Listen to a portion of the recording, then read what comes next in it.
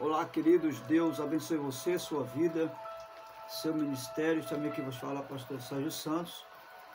Estamos aqui novamente ao meu canal, A Luz das Escrituras. E desde já convido você para se inscrever neste canal, se você ainda não é amigo do canal. Ative o sininho de notificações e deixe o seu like lá. Estaremos sempre mandando para você um novo vídeo do canal. Dessa feita, estaremos abordando um assunto muito intrigante, por sua vez, que é algo a respeito da nossa salvação. Só que eu quero abordar uma questão muito polêmica de muitas pessoas acerca da salvação da alma. E a pergunta que vamos abordar aqui para tratar desse assunto é a seguinte: no plano da salvação, Deus salva a alma ou o espírito? Não? No plano da salvação, Deus salva a alma ou o espírito? Então eu quero ler um texto com você e desde já desejar a você um bom dia. Se você está me ouvindo ou vendo esse vídeo nessa manhã, uma boa tarde se você estiver vendo à tarde, uma boa noite se você estiver vendo à noite. Contanto que Deus te abençoe em nome de Jesus. Lê um texto bíblico aqui na palavra de Deus que se encontra em Gênesis capítulo 2 e versículo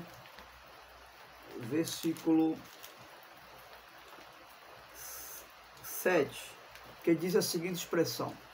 Capítulo 2 de Gênesis, versículo 7, que diz a seguinte expressão: Então o Senhor Deus formou o homem do pó da terra e soprou em suas narinas o fôlego de vida, e o homem se tornou um ser vivente. Muito bem.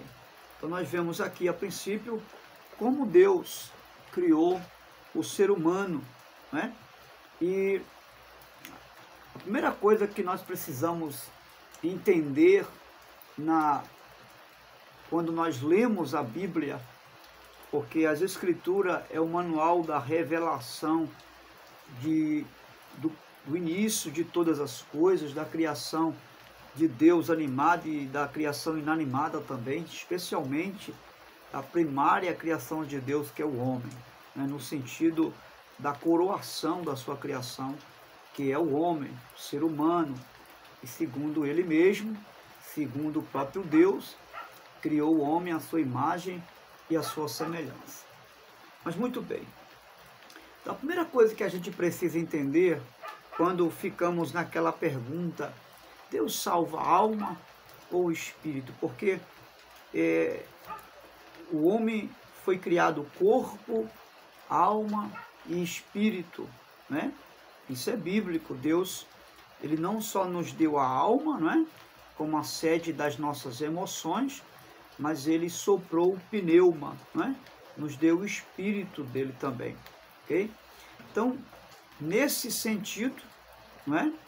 Alguns estudiosos da Bíblia vai designar o ser humano, não é, como um ser em três partes distintas: corpo, alma e espírito.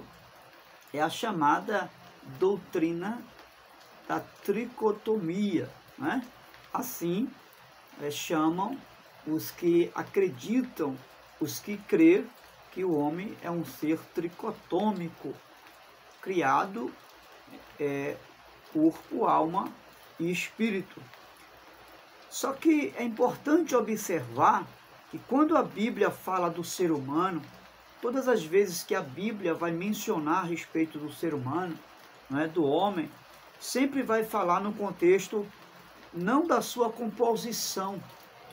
A Bíblia não vai, quando se trata do ser humano, não vai falar a respeito da composição humana, de que o homem foi feito, e etc, etc.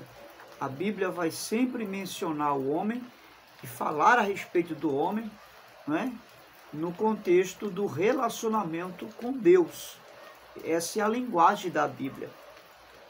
A Bíblia não vai se preocupar em apresentar detalhes do homem, mas em como o homem se relaciona com Deus.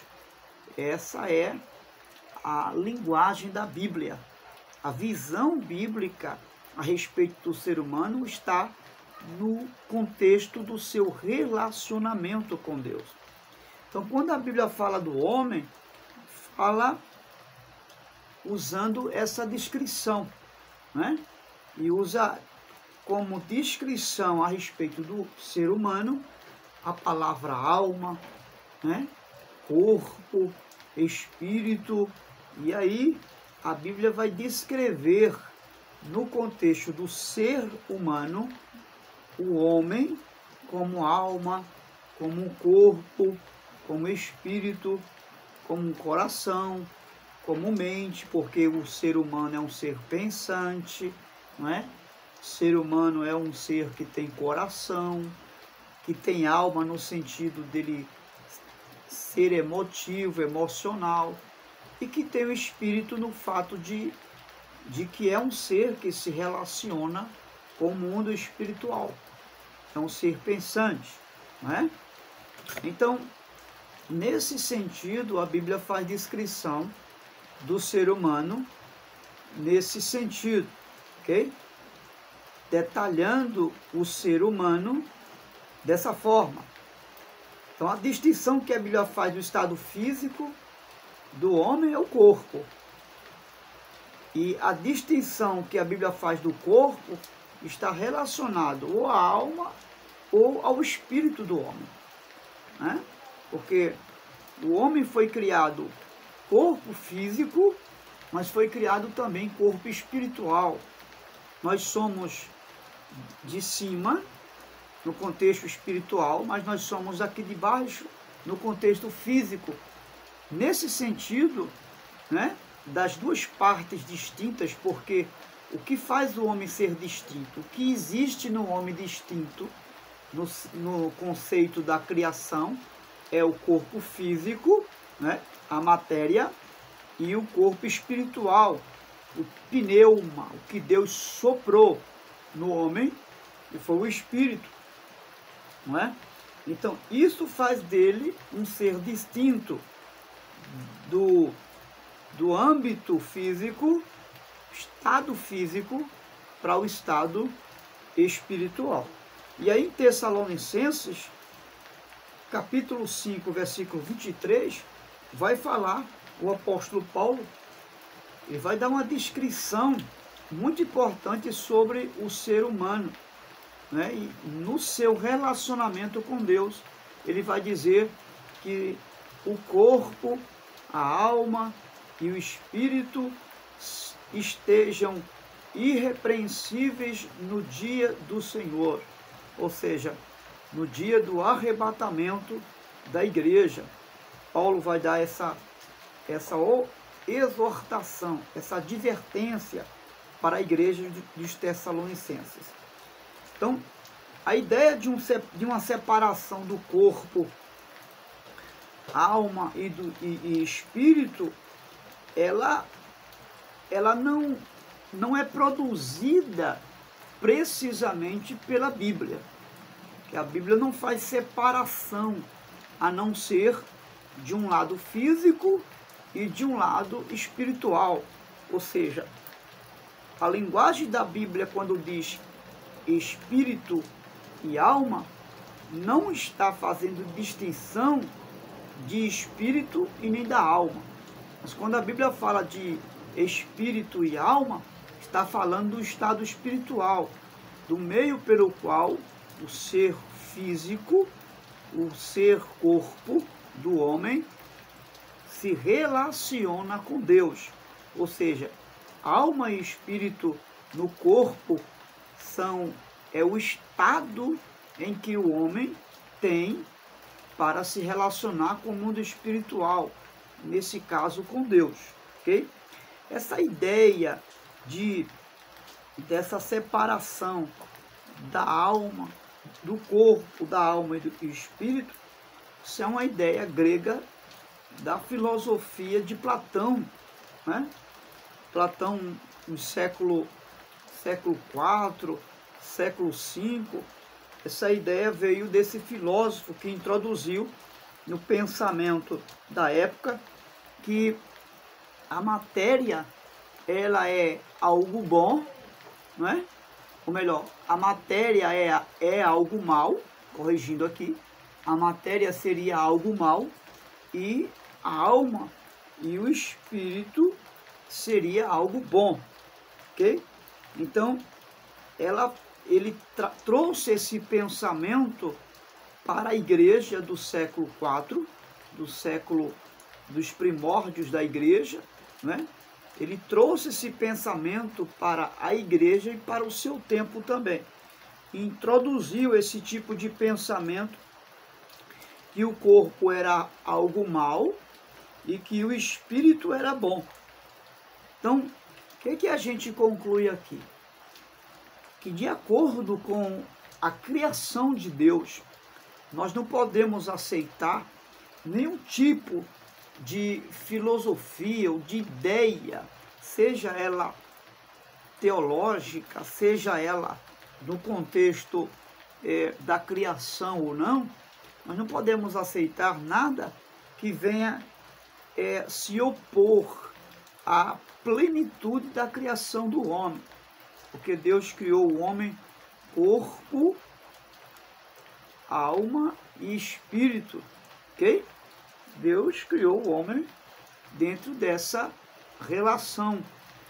Então, Deus não fez o homem em partes. Quando Deus criou o homem de forma única, não é? Com esse estado físico, mas ao mesmo tempo com esse estado espiritual. Ou seja, o lado físico não é uma parte má da criação do homem. E o lado espiritual também não é uma criação distinta no conceito de ser bom ou de ser mal para o homem. Ou seja, o homem ele foi criado no contexto bom da criação de Deus, na sua plenitude, né? Porque Deus criou o homem à sua imagem e à sua semelhança. E não há nada na imagem e semelhança de Deus que seja mal. Ou seja, se o homem foi criado à imagem e semelhança de Deus, é óbvio que o seu corpo físico, tanto quanto o lado espiritual, é algo bom também, ok? Então, no conceito da Bíblia, não há distinção entre alma e espírito, ok? Então, isso aqui fica bem claro para a gente entender que todas as vezes que a Bíblia fala da alma e do espírito, não está falando de algo diferente, de algo distinto no conceito espiritual, não. Está falando a mesma coisa, está falando do estado espiritual do ser humano. Se você falar espírito do homem, ou se você se referir à alma do homem, você está falando a mesma coisa, ok? A mesma coisa.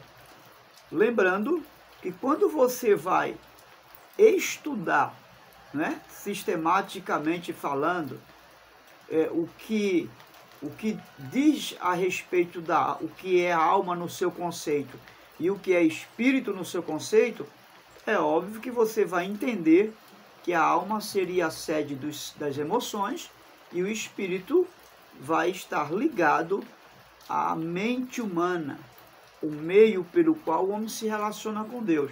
Mas tanto na sede das emoções quanto no conceito do espírito relacionado à mente humana, nós somos esse estado espiritual.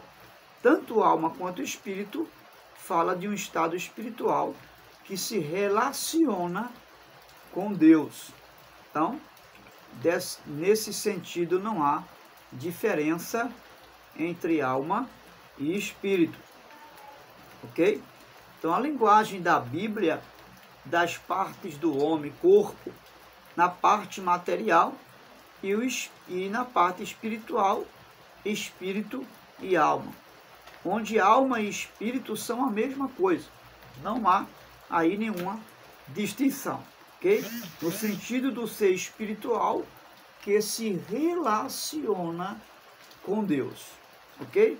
Então, aí se pode perguntar, onde surge a doutrina da tricotomia? De onde então partiu essa doutrina? Esse pensamento defendido por um dos teólogos do século V, do século VI, né, chamado Irineu. Essa doutrina foi uma doutrina defendida por esse teólogo do século IV, do século VI, chamado Irineu. Mais tarde também, no período apostólico, veio no século IV, né? No século IV ao século V, veio também um outro teólogo chamado Apolinário. E esse teólogo também, no tempo apostólico, ele defendeu essa ideia. Mas qual foi a ideia de Irineu e de muitos outros que aderiram a esse pensamento da tricotomia, ensinaram e entenderam? Eles entenderam e diziam que todo descrente, todo aquele que não era cristão, que não confessava, que não professava fé em Cristo, quando se convertia a Jesus, quando aceitava o Evangelho de Jesus, Deus, por sua vez, impetrava neles, né? Ingressava neles o Espírito. O descrente tinha apenas corpo e alma. Digamos que seria apenas dicotômico. Tinha corpo e alma, mas recebia o Espírito no contexto da criação de Deus apenas quando recebia Cristo como Salvador. E biblicamente falando, essa ideia ela é antibíblica e não tem fundamento nenhum. Nesse sentido, não há nenhum fundamento para dizer que o homem recebe o Espírito apenas após receber Jesus como Salvador. Quando a Bíblia diz que Deus deu ao homem o pneuma, que é o sopro de vida, desde a sua criação. Ok? Então, a partir daí surge essa doutrina da tricotomia, que não nesse sentido seria correto. Ok? Se você acreditar nessa doutrina, no conceito de que o homem é corpo, alma e espírito desde a criação, ok, você está correto, não há nenhum problema aí. Isso não vai mudar, denigrir ou acrescentar nada na tua salvação, e nem vai denigrir ou macular a tua fé, não há nenhum problema. Porém, o que você não pode aceitar é a ideia de que o Espírito, ele é ingressado, ele passa a ingressar no ser do homem quando ele aceita Jesus como Salvador. Essa tese é infundada e não tem princípio bíblico para isso, ok? Aí você pode perguntar, pastor, eu sou dicotômico, tem algum pecado nisso? Nenhum pecado. Não à luz do que a Bíblia fala, porque se você acredita que o ser humano é homem, Deus criou corpo físico e alma, você está correto. E Deus criou, mas Deus criou, se você crê que Deus criou corpo e espírito, também você está correto. Não há nenhum problema. Por quê? Porque toda vez que a Bíblia fala de alma ou espírito, a Bíblia fala de um estado espiritual do ser humano no contexto da relação com Deus. E nesse sentido, não há nada de errado. Então, o homem é o que Deus criou desde o seu nascimento. Então, não existe, depois do nascimento do homem, algo que Deus venha dar a ele para mudar a sua personalidade. A Bíblia fala do novo nascimento. Tem gente que confunde isso aí. a regeneração interior, né? E fala do Espírito Santo que nós recebemos, mas não é o Espírito do homem. O Espírito Santo é o Espírito de Deus, diferente do pneuma, do que Deus soprou na criação do ser humano, ok? Então, nós precisamos entender essa questão aí, para não haver nenhuma confusão. Então, precisamos ver que o homem como um todo e considerar que ele pode ser descrito em sua natureza física e natureza espiritual, ok? Então podemos dividir o homem na sua natureza física, né? Natureza física e na sua natureza espiritual, o pneuma, no contexto espiritual, ok? Então alma e espírito na linguagem da Bíblia é a mesma coisa, ok? Na linguagem bíblica, você pode falar alma e espírito e vai ter a mesma ideia de um estado espiritual em relação a Deus, ok? E aí eu quero dar algumas evidências bíblicas aqui para você clarear um pouco a memória a respeito disso aí. E a Bíblia vai descrever o homem tanto alguém que é corpo e alma, como alguém que também é corpo e espírito. Então, nesse sentido, não existe distinção aí, ok? Por exemplo, em Mateus capítulo 10 do Evangelho segundo escreveu Mateus, Jesus vai dizer algo muito interessante.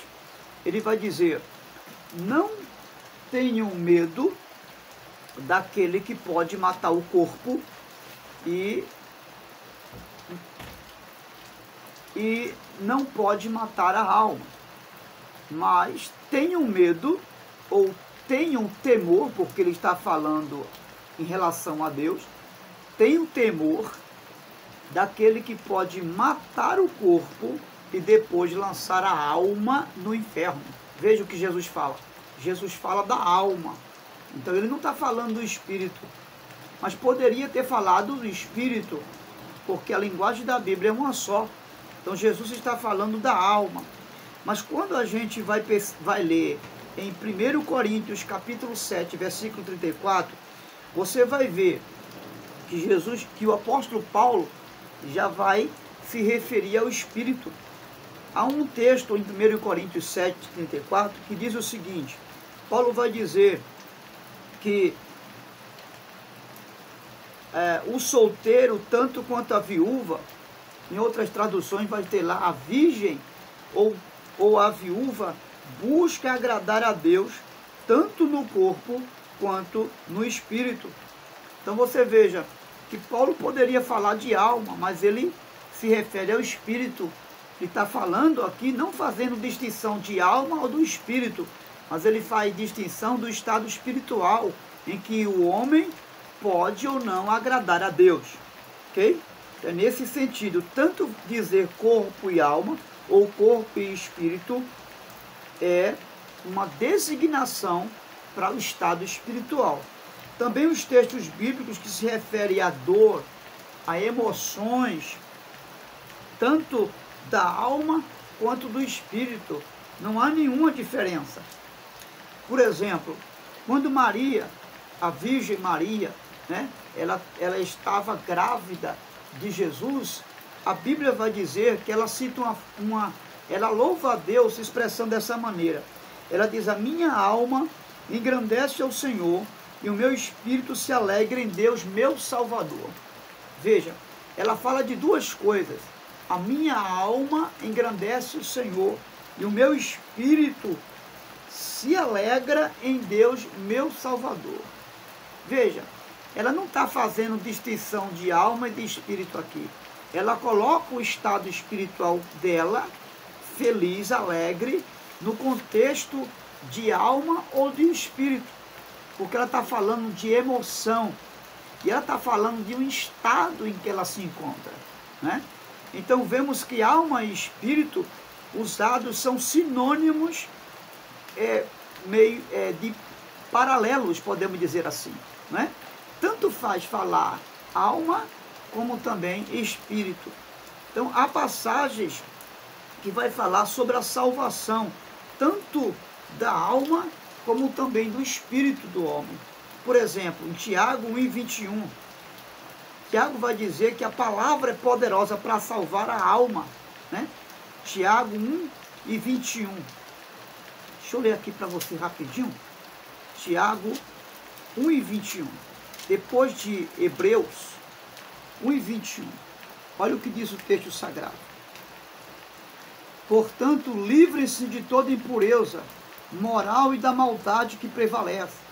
Aceitem humildemente a palavra implantada em vocês, a qual é poderosa para salvar as vossas almas. Então você observe que Tiago fala da alma, da salvação da alma. 1 Coríntios capítulo 5, versículo 5, Paulo vai dizer, ele vai falar sobre a destruição da carne para que o espírito seja salvo. Veja o que diz 1 Coríntios capítulo 5, versículo 5. Olha o que diz aqui. Entregue esse homem ao Senhor Jesus Cristo. Entregue esse homem a Satanás, para que o corpo seja destruído e o seu espírito seja salvo no dia do Senhor. Observe que Paulo está fazendo uma descrição da salvação do espírito, não da alma. Mas não significa que ele não está falando do contexto espiritual. Ele está falando do estado espiritual do ser humano, né? E da salvação do ser humano. E quando ele fala da destruição da carne para a salvação do espírito, ele não está falando que a carne deve ser destruída porque é má. Nada disso.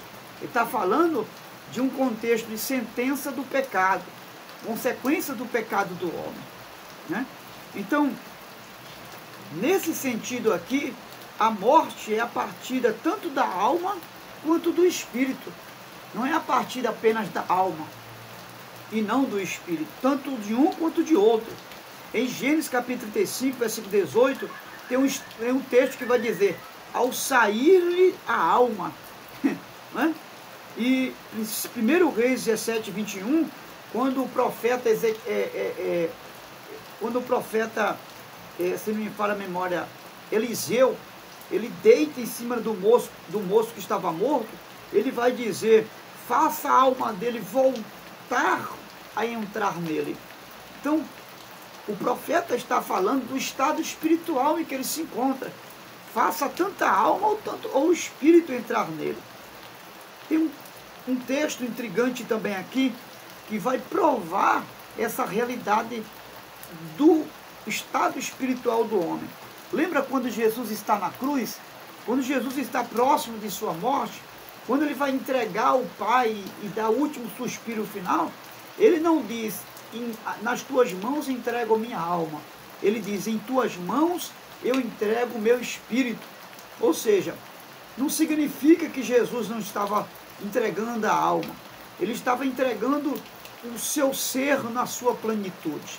Porque a linguagem da Bíblia está ligada ao estado espiritual, não fazendo distinção aqui da alma ou do espírito para a salvação. Ou seja, resumindo, tanto alma quanto espírito são expressões que distinguem a nossa natureza espiritual diante de Deus. Quando somos salvos, nós não somos salvos apenas corpo ou a alma e o espírito é condenado, ou então a alma e o espírito e o corpo destruído. Não, Senhor, porque a salvação ela é plena. Até porque prova disso é que a Bíblia diz que nós vamos ressuscitar e teremos o mesmo corpo igual ou semelhante ao corpo de Jesus que ressuscitou na sua plenitude. Ou seja, a salvação ela é plena, ela é tanto para o corpo, para a alma e para o espírito. No contexto da Bíblia, a linguagem é espiritual, então a salvação também é para o corpo e para a alma ou para o espírito. Quando eu falo de alma, eu estou falando de espírito, ou seja, eu estou falando do estado espiritual do ser humano.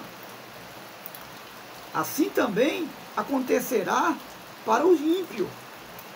Quando o ímpio for lançado, ser julgado e lançado para ser condenado eternamente, de acordo com o juízo de Deus, ele vai ser condenado corpo, alma e espírito. Não vai ser só a alma e o espírito. Agora, aqueles que morrem tanto com Jesus ou sem Jesus, estão no estado intermediário, ou seja, sem o corpo. Eles estão apenas com o estado espiritual. Eles não estão com o corpo, mas na ressurreição, tanto para a vida eterna como para a condenação eterna, vai ressuscitar na sua plenitude. Vai estar no dia do juízo ímpio no corpo e com a alma ou espírito, como você entenda, e vai estar na ressurreição dos justos o corpo, a alma ou espírito, como você assim entenda. O corpo vai ser ressuscitado na sua plenitude, como assim chamamos, corpo, alma e espírito. Eu desejo que você tenha compreendido e que o Deus eterno possa te abençoar, que você possa abençoar outros compartilhando a compreensão desta palavra e dessa verdade à luz das Escrituras. Um grande abraço e que Deus nos abençoe.